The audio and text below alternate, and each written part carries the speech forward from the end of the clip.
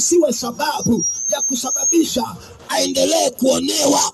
Wewe fanyika baraka, wewe fanyika mtulizaji.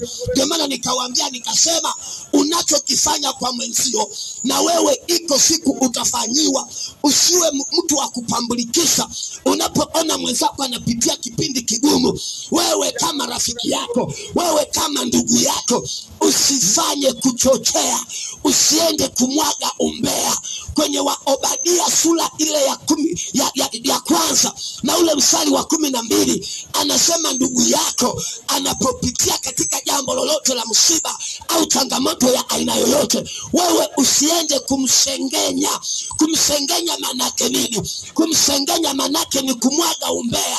Wakati mwenzio anapitia kwenye jaribu, wakati mwenzio anapitia kwenye pito, wakati mwenzio anapitia kwenye vikwazo, wewe ndio unaitumia hiyo nafasi kwa ajili ya kwenda kuchochea mabaya, kwa ajili ya kwenda kumsengenya kwamba na huyu amezidi. Mpendo, nataka nikwambie, tumesoma kwenye Obadia hiyo sura ya kwanza mstari ule wa 15, anasema maana hayo yanayompata mwenzako yatakuja kwa juu ya kichwa chako. Nikakwambia nikasema, malipo ni hapa duniani. Waswahili walisema, na hili neno ni kweli, usije ukafikiri kuna mahali ambapo wewe utakuja kulipa kwa haya mabaya unayofanyia wenzio, kwa haya umbea unaomwaga kwa ajili ya kuwachafua wenzio.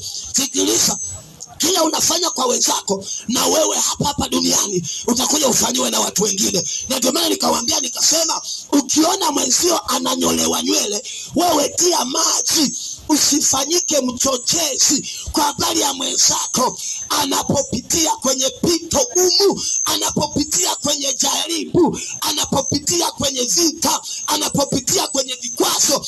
Iwe katika maeneo ya kazi, nyinyi mlioajiriwa, ameni ameni. Iwe katika maeneo ya kifamilia, unakuta pengine kati ya familia mmoja anapitia challenge ya kuhujumiwa, kushambuliwa, na wewe unaanza kusema amezidi, unajua alifanya na hili, unaanza kufukua na mambo yaliyofichamika.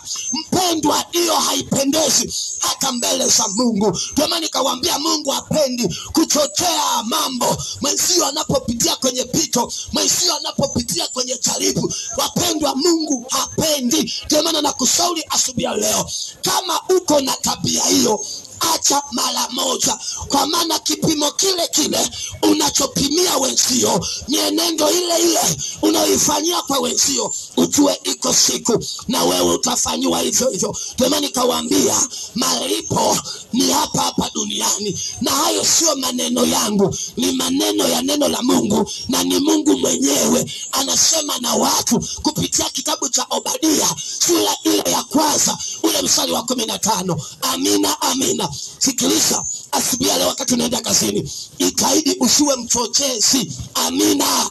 Kamata hiyo, nenda. Usiwe mchochezi, usiwe msengenyaji. Haleluya. Usiwe mtu wa kupambulikisha mambo, hasa kwa ndugu zako, hasa kwa marafiki zako, hasa kwa wafanyakazi wenzako. Unapoona wanapitia changamoto, usiwe mchochezi.